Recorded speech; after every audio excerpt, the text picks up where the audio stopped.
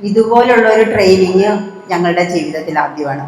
മനസ്സും ശരീരവും ഒന്നുപോലെ എൻജോയ് ചെയ്തു എന്നുള്ളതാണ് ഏറ്റവും നല്ല കാര്യം. ഇത്രയും സ്ത്രീജനങ്ങൾ ഒന്നിച്ചിരുന്നിട്ട് ഒരു മനുഷ്യന് പോലും ഒന്ന് ഉറക്കം തൂങ്ങിയിട്ടില്ലെന്നുള്ള. ഒരു സ്ത്രീ ഇന്നലെ എന്തായിരുന്നു, ഇന്ന് എന്താണ്, നാളെ അവളെ എങ്ങനെയായിരിക്കണം, അതാണ് ഇവിടെ നിന്ന് കിട്ടിയ മെസ്സേജ്. ഇപ്പോൾ നടന്ന ജെൻഡറിന്റെ കീഴിലുള്ള എല്ലാ കാര്യങ്ങളും ഈ ട്രെയിനിങ്ങിൽ ഉൾപ്പെട്ടിരുന്നു എങ്കിൽ പോലും അത് ഞങ്ങൾ മനസ്സിലാക്കിയത് ഒരു ശരിക്കും പ്രാക്ടിക്കൽ പരീക്ഷ എഴുതുന്ന രീതിയിലായിരുന്നു.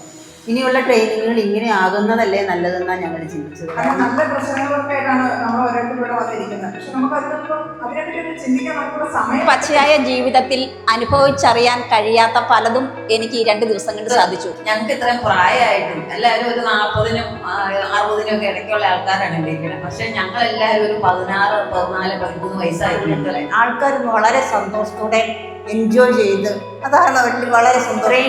പ്രായം മറന്ന് നമ്മൾ ഏകോദര സഹോദരങ്ങളെ പോലെ ഒരുമിച്ച് 2 ആദ്യത്തെ ദിവസം ഞാനിത് വന്നപ്പോൾ ശരിക്കും ആശങ്കയോടെ നോക്കിയത്. കാരണം ഈശ്വര, ഇതെങ്ങനെ വാർഡുകളിൽ പോയി പറയും, എല്ലാ ആർപിമാർക്കും ഇത് കഴിയുമോ, ഞങ്ങൾക്ക് തന്നെ ഇരിക്കാൻ പറ്റുമോ എന്നൊക്കെ ആലോചിച്ചു.